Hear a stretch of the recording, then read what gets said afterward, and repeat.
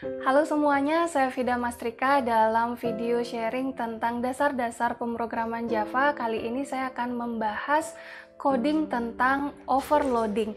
Kalau ada dari kalian yang belum menonton video teori saya tentang overloading, silakan klik link videonya di description box di bawah ya. Kali ini dalam video ini saya akan membahas tentang contoh penerapan sederhana dari overloading pada konstruktor dan juga pada metode. Ayo langsung kita ke materi kali ini.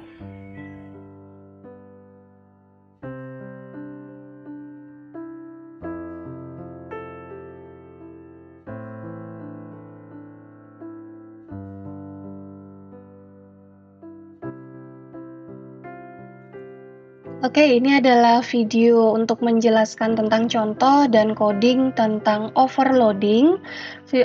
Untuk teorinya, silakan ditonton video saya tentang overloading di Object Oriented Programming ya. Di sini saya akan mencontohkan beberapa versi dari overloading.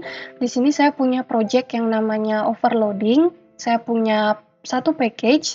Di dalam satu package ini ada satu kelas main yang namanya overloading.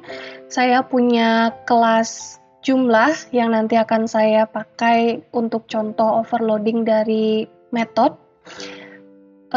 Kelas isi data yang akan saya pakai untuk contoh overloading pada konstruktor, dan saya punya kelas parent dan child yang akan saya gunakan sebagai contoh overloading pada kasus inheritance ya. Saya ke kelas jumlah dulu ya. Di sini ada kelas jumlah, saya punya beberapa variabel. Yang pertama private, integer, beberapa bilangan, ada bilangan 1, bilangan 2, dan bilangan 3. Saya punya string juga, string 1 dan string 2. Di kelas jumlah ini saya punya beberapa metode yang namanya sama, yaitu tambah. Ini adalah tambah yang pertama, ini adalah metode tambah yang kedua, dan ini adalah metode tambah yang ketiga. Jadi metode ini adalah sama-sama overloading. Nah, kenapa overloading? Karena dia namanya sama, tetapi parameter yang ada pada metode tersebut berbeda. Parameter yang berbeda di sini bisa jumlahnya yang berbeda, contohnya seperti di metode tambah yang pertama ini dianggap berbeda dengan metode tambah yang kedua karena di sini jumlah dari parameternya untuk metode tambah yang pertama adalah 2, jumlah untuk metode tambah yang kedua adalah 3. Nah, perbedaan dari metode yang bisa kita sebut overloading juga bisa beda tipe. Nah, untuk metode yang ketiga ini sama jumlah parameternya sama dengan 2 ya, sama dengan yang pertama, tetapi dia tipe dari parameternya adalah string. Yang pertama adalah integer. Berarti walaupun di sini jumlahnya sama-sama 2, tetapi karena parameternya berbeda, kita bisa anggap ini sebagai overloading. Ya.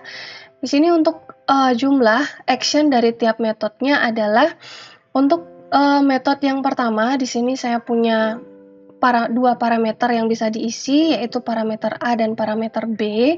Untuk parameter A itu akan masuk di bilangan 1, parameter B akan masuk di bilangan 2. Actionnya hanya menambahkan bilangan 1 dan bilangan 2. Setelah itu saya akan kembalikan nilai jumlahnya. Nah, itu untuk metode yang pertama. Untuk metode yang kedua, di sini parameternya ada 3, A, B, dan C. Untuk yang A, saya masukkan ke bilangan 1, B masuk bilangan 2, dan C masuk di bilangan 3. Actionnya adalah menjumlahkan bilangan 1, bilangan 2, dan bilangan 3. Selanjutnya saya akan mengembalikan nilai jumlahnya. Oke, yang selanjutnya, saya punya dua parameter, string, A dan B. Nah, A ini akan masuk ke variabel str1, nilai dari parameter B akan masuk di variabel str2. Actionnya akan menggabungkan str1 dan str2.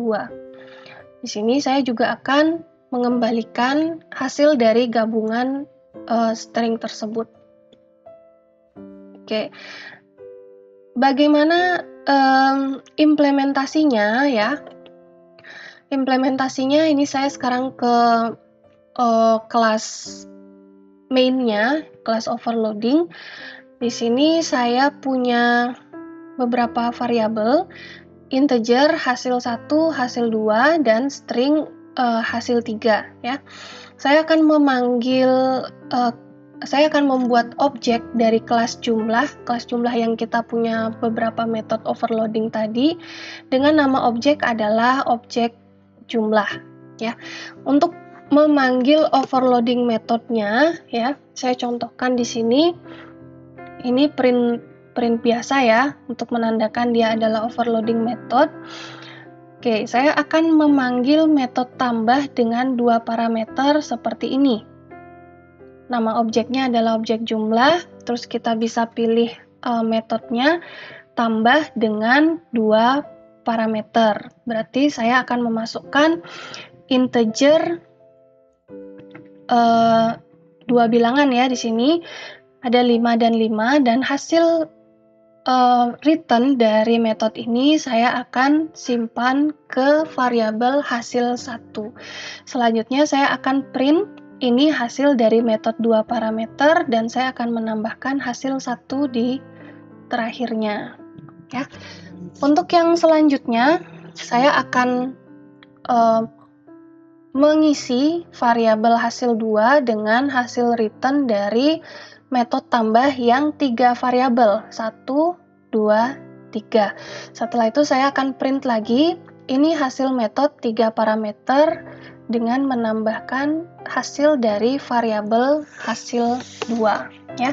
Selanjutnya untuk metode yang terakhir, saya akan simpan hasil return-nya ke hasil variabel hasil 3. Di sini saya akan memilih metode tambah dengan input parameternya berupa string, yaitu nama saya Vida ya. Setelah itu saya akan print lagi, ini hasil metode 2 parameter tetapi beda tipe data dari yang pertama. Yang pertama adalah integer, kita tambahkan. Yang ketiga ini adalah string, kita gabungkan. Dan saya berikan hasil 3 di sini untuk di print. Hasilnya seperti apa? Hasilnya seperti ini ya. Oke, ini dia overloading method yang saya blok di sini. Ini hasil dari metode 2 parameter. Nah, ini yang akan di print. Karena kita menambahkan 2 isi dari variabel 5 tambah 5, hasilnya adalah 10 di sini. Yang kedua, ini adalah hasil metode 3 parameter yang ini. Nah, hasil 2 di sini menyimpan hasil dari penambahan 3 parameter ini ya, 1, 2, 3, hasilnya adalah 15, yang di print adalah 15. Selanjutnya ini adalah hasil metode 2 parameter tapi beda tipe data, seperti ini.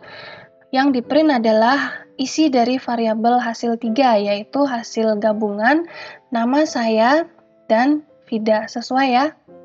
Oke, selanjutnya saya punya kelas yang namanya isi data.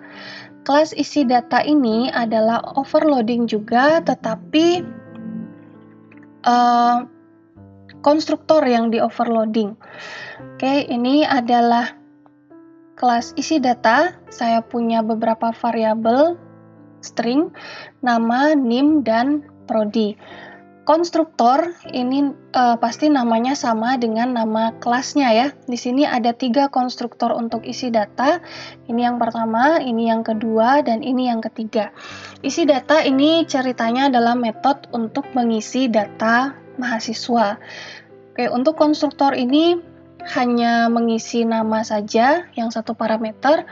Untuk yang 2 parameter itu mengisi data nama dan nim saja. Untuk yang 3 parameter itu mengisi nama, nim, dan prodi. Jadi nanti saat kita membuat objek isi data, kita bisa memilih apakah cuma isi nama saja, atau nama dan nim, atau langsung ketiganya nama, nim, dan prodi. Nanti kita bisa langsung memilih apakah hanya isi 1 parameter, 2 parameter, atau langsung kita tulis 3 parameter ya. Isi dari konstruktor ini adalah untuk yang pertama, untuk yang satu parameter itu langsung assign ya nilai dari parameternya ke variabel nama, dan di sini saya langsung print saja nama saja. Setelah itu untuk konstruktor yang kedua ini dianggap berbeda karena parameternya ada 2 ya. Beda jumlah dengan yang pertama. Di sini assign nama dan name. Setelah itu print langsung halo, saya nama dan name saya adalah name. Untuk yang ketiga ini ada 3 variabel atau 3 parameter dan langsung kita assign ke setiap variabelnya. Setelah itu akan di print juga. Printnya berbeda, halo, saya, terus ditambah nama, name, dan dari prodi apa. Untuk hasilnya nanti akan seperti ini ya, overloading constructor. Pemanggilannya bagaimana? Pemanggilannya tentunya kalau konstruktornya berbeda berarti kita harus membuat objek yang berbeda dari konstruktor tersebut ya. Saya coba di sini membuat objek yang berbeda. Ada objek 1, objek 2, dan objek 3. Ya, pemanggilannya sama seperti yang biasa. Di sini saya bisa memilih hanya mengisi satu variabel, nanti akan memanggil konstruktor dengan satu variabel. Untuk yang saya isi 2 variabel akan memanggil konstruktor yang 2 variabel, yang 3 variabel akan memanggil konstruktor dengan 3 variabel ya. Nanti karena di sini di konstruktornya sudah ada printnya, kalau ini di bagian ini saja di run akan menghasilkan yang ini ya, yang saya highlight di bawah. Yang pertama ini adalah hasil dari objek 1. Isi data hanya mengisi nama saja. Halo, saya Frida. Yang kedua, baris kedua ini adalah yang saya isi 2 variabel.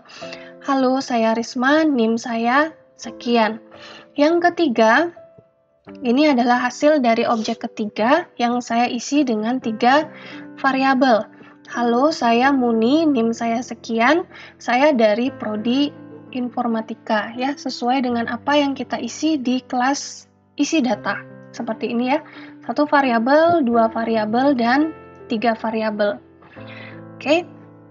Yang selanjutnya saya jelaskan adalah bagaimana kita overloading yang ada di kelas yang ada di inheritance ya. Kita punya kelas parent di sini dan ada kelas child. Oke, di kelas parent ini saya punya metode yang namanya dari parent. Metode dari parent ini akan saya overloading di kelas child. Kalau mau overloading berarti parameternya harus berbeda ya. Kalau di sini saya tanpa parameter, berarti nanti di kelas child saya akan tambahkan parameternya ya. Oke, di sini dari parent tanpa parameter, actionnya adalah ini metode dari kelas nama kelas. Oke, di kelas child saya punya 2 metode. Saya overloading metode dari parent dengan satu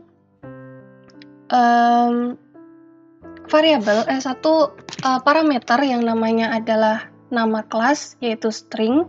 Di sini kita bisa isi nanti ya, nama kelasnya kita isi sendiri. Setelah itu ada juga metode dari child. Dari child ini print ini metode dari kelas nama kelas yang ada di sini. Oke. Bagaimana nanti implementasinya? Oke, implementasinya ada di kelas main. Saya buat seperti ini ya. Ya, di sini saya buat objek anak dari kelas child dengan nama objek child ya. Di objek child ini kita bisa memanggil metode parent, metode dari parent tanpa overloading. Di sini saya panggil metode dari parent yang tanpa parameter seperti ini, yang di kelas parent ya. Berarti ini nanti akan print ini metode dari kelas parent. Oke, selanjutnya Nah, di sini saya juga print method dari parent tapi di overloading di kelas. Jadi saya akan panggil metode yang ini ya, dari parent dengan ada parameter ya. Berarti ini parameternya adalah string overloading dari kelas child. Hasilnya seperti apa? Seperti ini ya. Oke, metode dari parent tanpa overloading yang ini. Nah, ini saya panggil dari objek child. Saya bisa memanggil dari parent karena memang itu parentnya, jadi sudah diwariskan. Yang di print adalah ini metode dari kelas parent. Berarti masih metode yang ini ya, yang di print. Nah, kalau kita mau yang hasil dari overloadingnya, saya tulis dulu objek child-nya dan saya masukkan metode dari parent. Tapi di sini saya berikan satu parameter ya. Jadi yang dipanggil nanti adalah metode dari kelas child yang ini. Karena ada parameternya di sini ya. Apa hasilnya? Yang di print adalah ini ya. Ini metode dari overloading kelas child. Ini akan di print. Setelah itu yang di print bagian sini adalah ini metode dari. Nah, walaupun ini adalah dua metode yang sama ya, sama-sama dari parent, tapi karena yang di child ini sudah di overloading dengan satu parameter, makanya di sini dia bisa memilih, oh ini adalah metode yang di overloading kelas child, yang saya harus print adalah yang dari kelas child. Yang ini karena tanpa parameter, dia sudah tahu, oh ini adalah metode yang diwariskan dari kelas parent. Ya, seperti itu dia penjelasannya untuk overloading. Oke, itu dia materi tentang overloading. Jadi kalian bisa menuliskan konstruktor atau metode dengan nama yang sama tetapi parameternya yang berbeda. Nah, tadi kita sudah membahas tentang beberapa konstruktor yang berparameter. Nah, parameternya itu saya contohkan dengan A, B, dan seterusnya. Nah, di video selanjutnya kita akan membahas tentang keyword this yang bisa membantu kalian untuk memberikan nama parameter yang lebih baik daripada hanya A atau B saja. Bagaimana penggunaannya? Nanti saya akan jelaskan di video yang selanjutnya.